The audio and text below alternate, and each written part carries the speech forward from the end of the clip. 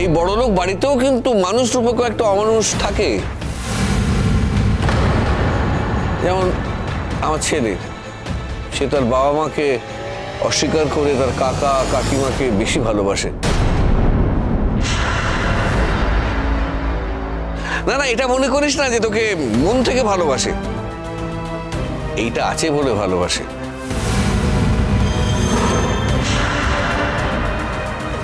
আর যদি তার বাবা মায়ের অনেক টাকা পয়সা থাকতো না, তাহলে ও হয়তো তার বাবা মাকেই বেশি ভালোবাসতো। হঠাৎ তোমরা আমাকে নিয়ে পড়লে কেন? তোমায় নিয়ে পড়লাম কারণ তুমি আমার প্রফেসর ছেলে তো। তুমি তোমার বাবা মার প্রতি কি কর্তব্য করো, কি দায়িত্ব পালন করো।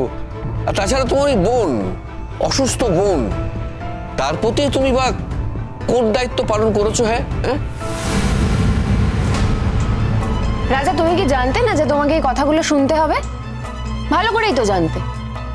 আসলে তোমার বাবা চান যে তুমি তোমার সমস্ত রোজগারের টাকা ওনার হাতে তুলে দাও, আর সেটা যদি করতে পারো তাহলেই দেখবে তুমি ভালো ছেলে হয়ে গেছো, তাই না বাবা? শোনো জাহ্নবী, বাড়ির বউ বাড়ির বউয়ের মতো থাকবে, একটাও বাজে কথা বলবে না। এসব কথা বলার কোনো অধিকারই তোমার নেই।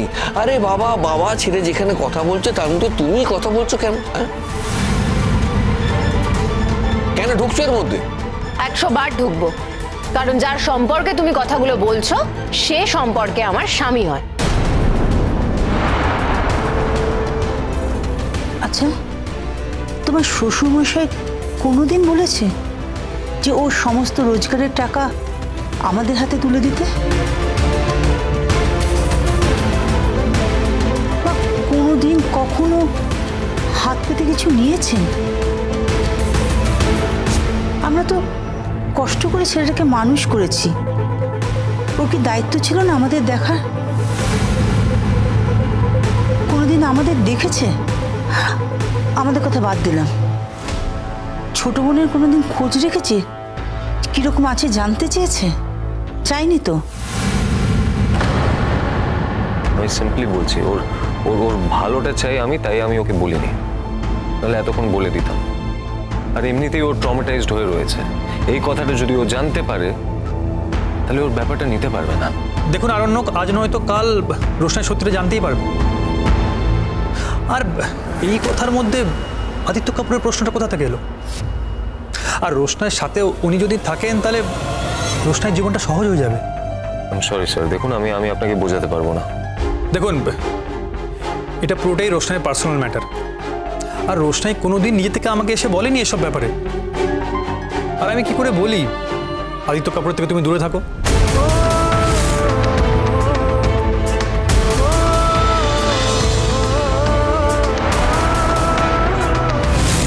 আর আসল বিপদটা তো এই রঞ্জন প্রসাদের থেকে আসতে পারে। আর ওর মুখোশটা সবার সামনে খুলে দেওয়া খুবই জরুরি, আর সেটা আমি করেই ছাড়বো। আর রোশনাইয়ের ওর জীবনের ব্যাপারে আর ওর মায়ের ব্যাপারে সব কিছু জানা খুবই জরুরি। স্যার, কথা তো আপনাকেই বলতে হবে, আপনাকেই বলতে হবে, আর কখন কিভাবে সেটা আপনাকে ডিসাইড করতে হবে। দেখুন, আমার একটু সময় লাগবে। Of course, please take your time. কিন্তু যাই হয়ে যাক, আপনি প্লিজ রোশনাইকে বোঝান যে ওকে যদি কাজ করতে হয় তাহলে সেটা ইন্ডিপেন্ডেন্টলি করতে হবে, কারোর সাহায্য নিয়ে না। আর তারপর ওই লোকটার মুখোশ খুলতে হবে। প্রেম করার জন্য সারা জীবন পড়ে আছে স্যার। আপনি এসব কথাগুলো ডিরেক্ট রোশনাইকে কেন বলছেন না? আমাকে কেন বলছেন? আর রোশনাই জানে রোশনাইকে কি করতে হবে। ওর থাকার জায়গা নেই, ও জানে না কাল কোথায় গিয়ে উঠবে। তাই বলে এটা নয় যে আদিত্য কাপুরের সঙ্গে গিয়ে থাকবে। তার মানে কোথায় থাকবে? ও ঠিক কিছু একটা অ্যারেঞ্জমেন্ট করে নেবে। ওর কাছে কিছু টাকা পয়সাও আছে, আর নাহলে হয়তো আমার থেকে সাহায্য চাইবে। আর আমি ওকে সারা জীবন সাহায্য করে যাব। স্যার, আপনি বুঝতে পারছেন না, ও আপনাকে কিছুই বলবে না, ও আপনার থেকে কোনো সাহায্য চাইবে না, ও আদিত্য কাপুরের কাছেই থাকবে। আমি বলছি, এখন তো হঠাৎ করে এই গ্ল্যামার ওয়ার্ল্ড, এই ফেম, এই সব দেখে নিয়েছে না, এখন ও ক্যারিড অ্যাওয়ে হয়ে যাচ্ছে, ও নিজেকে সামলাতে পারছে না। না আরণ্যক, আপনি ভুল বুঝছেন। আমি আবার আপনাকে বলছি, আপনি কিছুদিনের মধ্যেই পুরো ব্যাপারটা জানতে পারবেন। শোনো জাহ্নবী, আমার স্বামী যা রোজগার করে তাতে আমাদের ভালো করে চলে যায়। আমার মেয়ের ওষুধের টাকা তার বাবার পয়সাতেই কেনা হয়। হ্যাঁ, মাঝে মাঝে ছোট সাহায্য করে, কিন্তু তার জন্য কখনো কোনোদিন কথা শোনায় না। ওর তো নিজেরই চলে না, তারপরেও ও কিন্তু সাহায্য করে। আর তুই তুই তো আমাদের ছেলে, ভালো রোজগার করিস, কখনো আমাদের দায়িত্ব নিয়েছিস? ছোট যেমনি আমাদের দায়িত্ব নেয়, কখনো চেষ্টা করেছিস?